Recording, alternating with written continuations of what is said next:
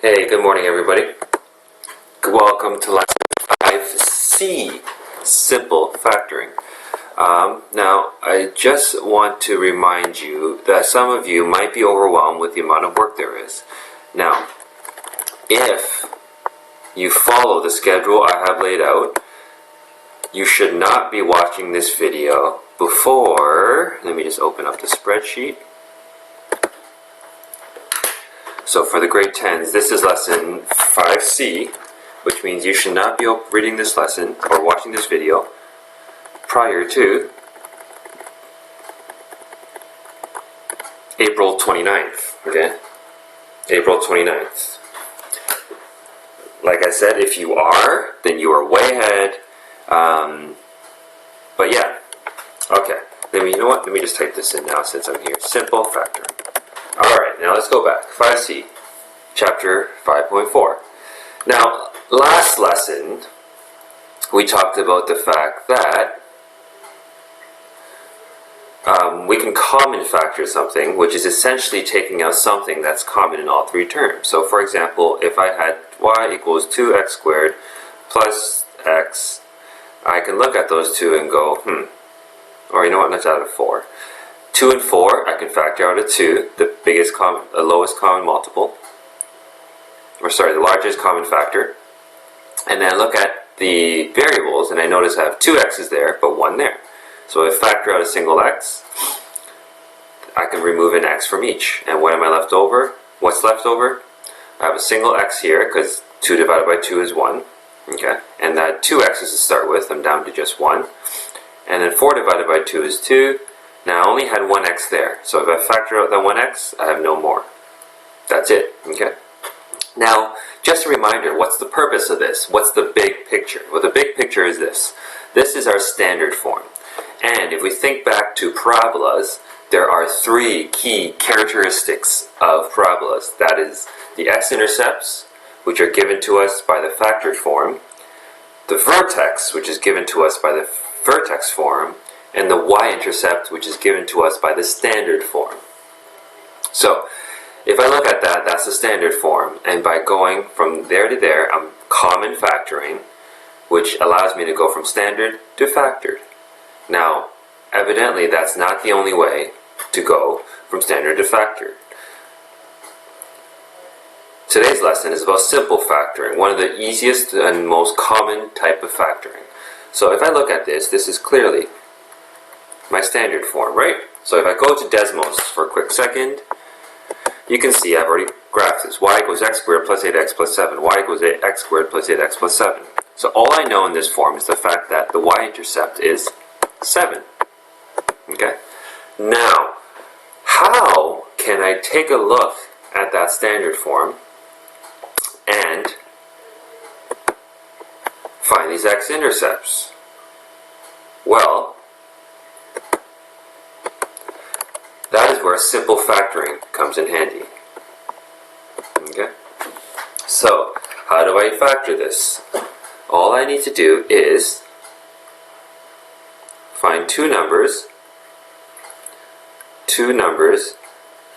that will multiply to give me positive 7, but at the same time, those two same numbers must also add to give me positive 8. Okay? They must add to give me positive 8. So the constant, so this would be my constant, and the 8 would be the coefficient, which just means the number in front of the single variable, in front of the x, not x squared. Okay? So, I need two numbers that will satisfy both conditions. Now to do so, we can do a little bit of trial and error. Okay, so if I look at this, let's see. Let's try, well, I know this needs to be positive, right? So, which means I need two positive numbers or two negative numbers. So, What two numbers multiply to give me 7? The one that comes to mind is 7 and 1. Now those two same numbers should add up to 8. 7 plus 1. Does it add up to 8? Does it multiply to 7? It does. Which means my two factors are positive 7 and positive 1. So x plus 7, x plus 1. Okay? And I'm done. Now, which means that this is technically the factored form. Okay? Now if I go to Desmos and graph that, I should get the exact same graph. Y equals x plus 7, x plus 7, and x plus 1. X plus 1. Oops. X plus 1.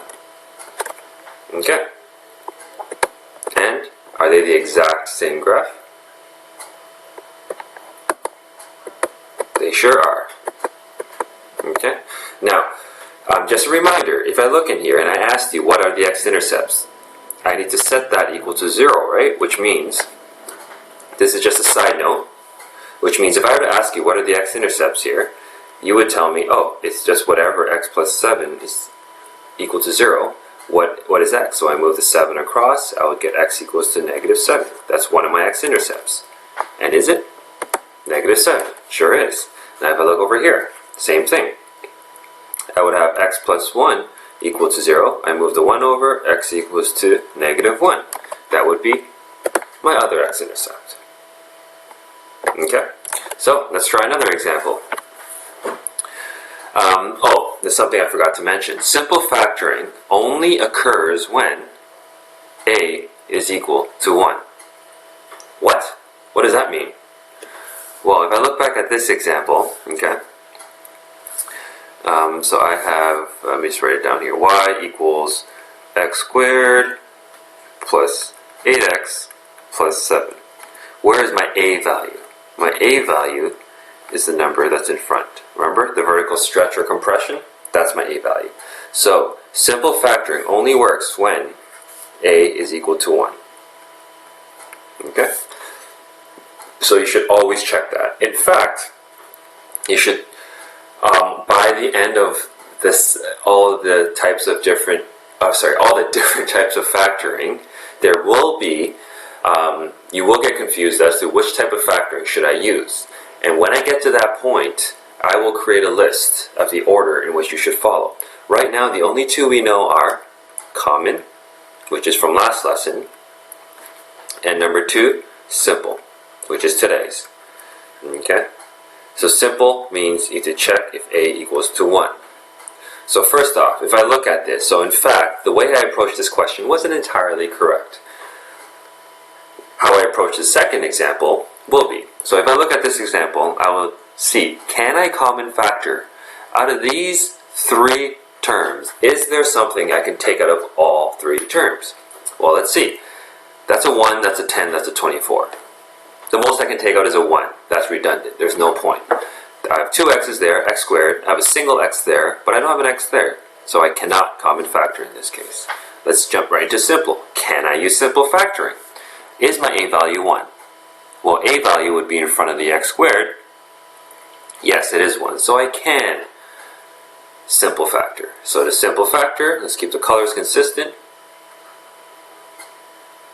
Okay. I need 2 numbers that will multiply to give me 24. Okay. Now, at the same time, and remember, this is a constant. When I say constant, it's the number by itself. At the same time, those 2 numbers must also add to give me 10. Okay. Now, let's do a little bit of trial and error here. My first instinct, I'm going to try 8 times 3. That gives me 24. Now, does 8 plus 3 give me 10? Nope. So, let's Control Z or erase all of those. That wouldn't work. Let's try 12 times 2. 12 plus 2. Does that work? No. Ooh, but 12 plus negative 2 will give me 10. But 12 times negative 2 is not positive 24. So, nope. What could possibly work? Many of you are saying, Mr. Tram, just get on with it. we know it's 6 and 4. Let's find out. 6 times 4 is 24. 6 plus 4 is 10. You got it. So my 2 must be x plus 6 and x plus 4, which would imply that if I were to solve this, which you don't need to do, but this is just something to keep in the back of your mind, that if I wanted to solve, well, what is my x-intercept then? If I move the 6 over, one of my x-intercepts is negative 6, and the other one should be x plus 4. Again, you don't need to show this extra step. This is just for those who want something visual. If I move the 4 over, x equals to negative 4, which means my two x-intercepts should be at negative 6, negative 4. Let's check. So let's go over to Desmos. Let me write this out in standard form. X squared plus 10x plus 24. X squared plus 10x, plus 24. That is my parabola in standard form. I'm going to throw in the y equals in there. Okay, so y equals. So here we have it in standard form, and here's in factored form. So let's take a look to see if my factored form corresponds. So x plus 6, x plus 4. Boom. Do they overlap? They sure do. Now, what did we say the x-intercepts were? Negative 6, negative 4. Negative 6, negative 4. Done. Okay? Alright, so let me go through these two examples. Two more examples very quickly. Alright, so again, I'm going to keep the colors the same. Two numbers that multiply to give me 40, but at the same time must add to give me negative 13. Okay, keep in mind that the the sign, positive or negative, think of a subtraction sign as the same thing as a negative sign. Okay. Now I need two numbers that will add to give me negative 13. Note the colors. Okay, so two numbers that give me, the multiply give me 40. 10 and 4? No, that wouldn't work because you need to get 13, right? 20 and 2? No, that probably wouldn't work. Let's see, how about 20 times 2 is 40. 20 plus 2, there's no combination. That'll get me to 13. Let's try, what about 8 and 5? So 8 times 5, 8 plus 5. 8 times 5 is indeed positive 40. 8 plus 5 is indeed positive 13, but not negative 13. If I had both of these as negative, would that work? Negative 8 plus negative 5 is negative 13. Negative 8 times negative 5, two negatives give you a positive. Perfect. So we have 8x minus 8, x minus 5. Okay, so those two should correspond. Let's check. This is a good habit to get into, to consistently check with Desmos, because it gives you a visual and reminds you what's the whole point of factoring. Okay, and then xy equals x minus 8 and x minus 5. Oops, x minus 5. Okay, so the two graphs correspond? They sure do. And x-intercepts at 8 and 5. 8 and 5. Perfect. Okay, last but not least, I might as well just finish this off for you. So, two numbers that multiply to give me negative 10, but at the same time must add to give me 3. Okay, so let's see. Let's try 5 and 2.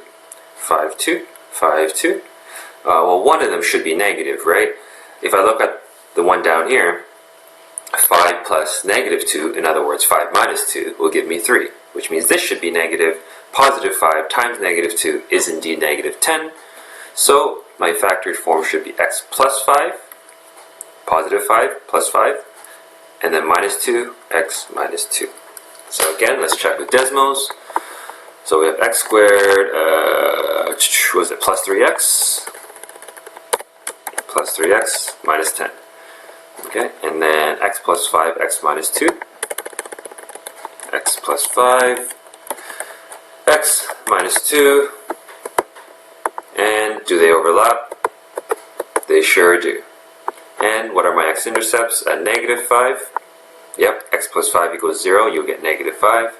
And positive 2, because this was at negative 2. Perfect. Okay, so there's no sheet for you to complete here. It's just simply the homework questions. And there is no real way to get good at this unless you practice. I know it's cliche, but it's true. Okay? It should become second nature to you, hopefully, by the time grade 11 rolls around. This year obviously might be an exception, but nonetheless, you should be doing your due diligence. So question 3, factor if possible. So when it says if possible, there will be some scenarios where, for example, two numbers that multiply to give you 25 but add to give you 11. 5 times 5. Yeah, this one would technically be not possible. Okay. Questions 4 is the same thing. Let's see. 7, 11, 13. 7. Factor completely by first removing the greatest common factor. So here is where you should remember 2. Common factor first. So what do I mean by that? So for example, the first question, you should factor out, comment pen. Okay, so in this case, 3, 12, and 9, what's common in all three of them? A 3. Can I take anything else out? No. So I would get 3, so 3 divided by 3 would be 1, so I just have a 1x squared. 12 divided by 3 is 4, so I get a 4x. 9 divided by 3 is 3. Okay, now that I'm here, I can look at this, just what's in here, and then simple factor that, because I know my a value here is 1. So two numbers that will multiply to give me 3, which is going to be 3 and 1. And what they add to give me 4, 3 plus 1 is indeed 4. So I should, my factored form should be 3 times x plus 3 times x plus 1. Okay? And that is it. Again, if you have any questions, please post it under math questions and I will respond with the video. Alright? Take care.